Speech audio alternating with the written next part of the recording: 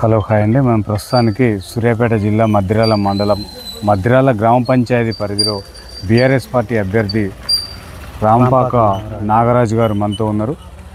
ఇది మొన్నటి వరకు కూడా ఇక్కడ బీఆర్ఎస్ పార్టీ సర్పంచ్నే కొనసాగించడం జరిగింది. వేరే వాళ్ళు చేసిన అభివృద్ధి ఎట్లా ఉంది, ఇప్పుడు ఇతను మళ్ళీ గెలిచిన తర్వాత ఎలాంటి అభివృద్ధి చేస్తుండు, ప్రజలకు ఏమీ హామీ ఇస్తున్నాడు, ప్రతిపక్షం నుంచి పోతున్నాడు కాబట్టి ఏమో చెప్తారో అతన్ని అడిగి తెలుసుకునే ప్రయత్నం చేద్దాం. చెప్పండి నాగరాజు గారు, మీరు సర్పంచ్ పోటీ చేస్తున్నారు కదా, ప్రజలకు ఏమి హామీ ఇస్తున్నారు, ఇక్కడ అభివృద్ధి కార్యక్రమాలు ఎట్లా కొనసాగిస్తారు? నమస్కారం అండి, నా పేరు రాంపాక నాగరాజు. మద్దిరాల బీఆర్ఎస్ అభ్యర్థిగా సర్పంచ్గా నేనే పోటీ చేస్తున్నా.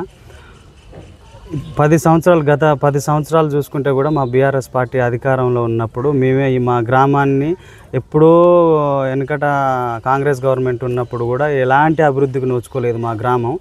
మేము వచ్చిన తర్వాత ఖచ్చితంగా అభివృద్ధి చేస్తామని మమ్మల్ని జనం నమ్మి మాకు 2 పర్యాయాలు మాకు అవకాశం ఇచ్చారు.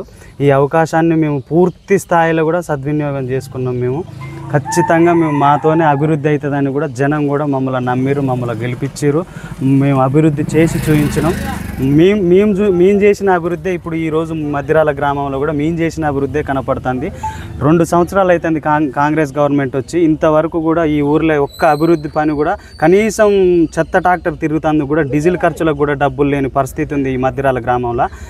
ఇలాంటి సందర్భంలో మాకు మళ్ళీ జనం కూడా మాకే అవకాశం ఇస్తారు, మా టీఆర్ఎస్ గవర్నమెంట్కే అవకాశం ఇస్తారని పూర్తి స్థాయిలో కూడా జనం మద్దతు కూడా మాకు తెలుస్తుంది. మేము ప్రజలలోకి పోతుంటే కూడా మంచి స్పందన ఏర్పడుతుంది. మాకు జనం మళ్ళీ మేమే కావాలని కోరుకుంటారు. మాకు ఇప్పటి వరకు మేము దాదాపు అన్ని వార్డులు తిరిగినాం, ఊరు మొత్తం అన్ని విధాలుగా తిరిగినాం. జనం మంచి స్పందన ఉంది, మాతో కలిసి వస్తారు. మీరైతేనే ఈ ఊరికి మంచి పనులు చేయగలుగుతారని చెప్పేసి మమ్మల్ని ఖచ్చితంగా మీరు ఏ విధంగా చేసినా మేము చూసుకుంటామని చెప్పేసి వాళ్ళు మమ్మల్ని నమ్మి మాతో పాటు నడుస్తున్నారు. అందరికి కూడా మద్దిరాల గ్రామ ప్రజలందరికీ కూడా నమస్కారం పెట్టి చెప్తున్నా, ఖచ్చితంగా నేను గెలిచిన తర్వాత ఈ ఊరు డెవలప్మెంట్నే ఒక 100 రెట్లుగా ముందుకు తీసుకెళ్తా అని చెప్పేసి అందరిని కోరుతున్నా. ఓకే సార్, మీరు నూతనంగా మేనిఫెస్టోలో అభివృద్ధికి సంబంధించిన విషయాలు ఏం పొందుపరచడం జరిగింది, అవి ఎంత మేరకు మీరు చేస్తారు? ఇప్పుడు ప్రతిపక్షంలో ఉన్నారు మీరు. మేము ఫస్ట్ చేయాల్సింది ఏంటంటే సార్, మాకు విలేజ్లలో చెత్త ట్రాక్టర్ రాకుండా చెత్త ట్రాక్టరు పంపించలేని స్థితిలో ఉంది ఈ గవర్నమెంట్. మేము ఫస్ట్ చేసేది డీజిల్ పోసి చెత్త ట్రాక్టర్ని పంపించి ఊరును పరిశుభ్రం చేద్దామని మేము అనుకుంటున్నాం సార్. ఫస్ట్ దాంతోనే మొదలు పెడతాం. ఇక చెత్త ట్రాక్టర్కు డీజిల్ పోసి ఊరంతా తిప్పి చెత్త మొత్తం వసూలు చేసి డంపింగ్ యార్డ్లో పోసి ఎక్కడి చెత్త అక్కడ ఉండి మొత్తం ఆగమాగం అయిపోయింది. మోటార్లు ఖరాబ్ అయిపోయినాయి, వాటర్ సోర్స్ లేదు. ఇప్పుడు ప్రజెంట్ మేము ఉన్నప్పుడు బజార్లల్లో కూడా వాటర్లు పోయేది, మన కాలువలు పోయినట్టు పోయేది. మంచిగా ఎట్లా అని అంటే ఇండ్లల్లో ఎక్కువై జనాలు నల్లాలకు మూతలు పెట్టుకోకుండా కూడా అట్లా. ఇప్పుడు ఒక్క చుక్క కూడా దొరుకుతలేదు, మంచినీళ్ళు దొరుకుతలేవు, వాడుకోవడానికి కూడా స్ట్రీట్ లైట్ కూడా లేవు. మొత్తం ఏ బజార్ మేము నైట్ ప్రచారం చేస్తుంటే కూడా ఎక్కడ కూడా చీకటే ఉంటుంది. మేము ఉన్నప్పుడు డే టైం ఎట్లుండేదో నైట్ టైం కూడా అట్లుండేది, అంత లైటింగ్ ఉండేది. ఇప్పుడు ఒక్క లైట్ వేయడానికి కూడా 2 సంవత్సరాల నుంచి ఇంతవరకు గ్రామ పంచాయతీ నుంచి ఒక్క లైట్ వేసిన చరిత్ర లేదు. ఇప్పుడు ఈ 2 సంవత్సరాల నుంచి కూడా మేము వచ్చినాక లైట్లు వేపిస్తాం, చెత్త ట్రాక్టర్లు తిప్పుతాం, అన్ని విధాలుగా జనాలకు వాటర్ కానీ ఏ రకమైన సమస్య ఉన్నా కానీ వితిన్ 1 డేలా మేము క్లియర్ చేస్తాం.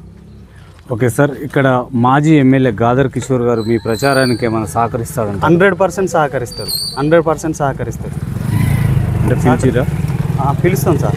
ఇప్పటి వరకు అయితే పిలవలేదు, పిలుస్తాం. కలిసి వచ్చినాం, నేనే అభ్యర్థిని అని చెప్పేసి కలిసి వచ్చినాం. ఖచ్చితంగా మాకే వస్తాడు, చేస్తాడు. ఒకరోజు 1 డే టైం ఇస్తా అన్నాడు. ఓకే సార్, రాంపాక నాగరాజుకు ఈ మద్దిరాల ప్రజలు ఓటు ఎందుకు వేయాలి? యువకుణ్ణి, చదువుకున్నోన్ని, అవతల అనేది అన్ఎడ్యుకేటెడ్ ఉన్నారు, నేను ఎడ్యుకేటెడ్, అన్ని విధాలుగా నాకు తెలుసు. నేను యంగ్ కాబట్టి ఊరి సమస్య ఎట్లుంటుంది ఏం కథ అని చెప్పేసి నాకు అవగాహన ఉంది. కాబట్టి ఇంతకుముందు గతంలో కూడా నేను వార్డ్ మెంబర్గా చేసిన, రీసెంట్గా వార్డ్ మెంబర్గా చేసిన, నాకు అంత అవగాహన ఉంది గ్రామ పంచాయతీ ఎట్లుంటుంది ఏం కథ అని చెప్పేసి.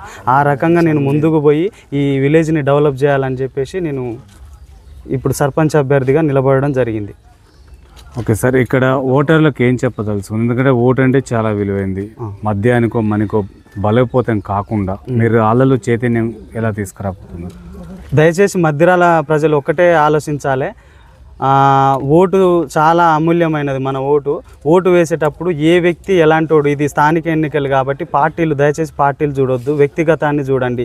ఈ వ్యక్తి ఎలాంటోడు, ఏమన్నా గొడవలకు దారి తీస్తాడా, ఏమన్నా మద్యానికి దారి తీస్తాడా, ఏమన్నా పైసల రూపకంగా ఏమన్నా బలోపేతం చేస్తాడా అని చెప్పేసి అలాంటి ఏం లేకుండా వ్యక్తిత్వాన్ని చూసి ఓటేయాలని నేను ఈ మద్దిరాల గ్రామ ప్రజల్ని కోరుతున్నా. ఓకే, ఫైనల్గా మద్దిరాల మండలం నూతనంగా ఏర్పడ్డది. ఏర్పడిన కాడి నుండి ఇప్పటి వరకు కూడా ప్రభుత్వ కార్యాలయాలు మొత్తం అద్దె భవనాలు నడుస్తున్నాయి. ఓకేనా? ఆ అద్దె భవనాలు కాకుండా మీరు నూతనంగా మండలంలో గ్రామ పంచాయతీలో ఎలాంటి మార్పులు తీసుకొస్తారు ఫైనల్గా? అయితే మా మండలం మా మద్దిరాల గ్రామం మండలం ఏర్పడడానికి కూడా మా బీఆర్ఎస్ గవర్నమెంటే కారణం. మా బీఆర్ఎస్ గవర్నమెంట్ వచ్చినాకనే మా మద్దిరాల విలేజ్గా ఉండేది మండల స్థాయికే వెళ్ళిపోయింది, మండలంగా మారింది. ఇప్పుడు మండలంలో ఏ ఒక్క భవనం కూడా అద్దె భవనాలే నడుస్తున్నాయి.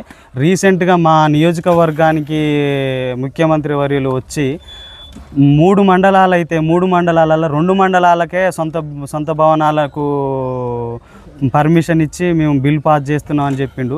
ఈ మద్దిరాల మండలాన్ని మర్చిపోయినట్టుండ్రు ముఖ్యమంత్రి గారు.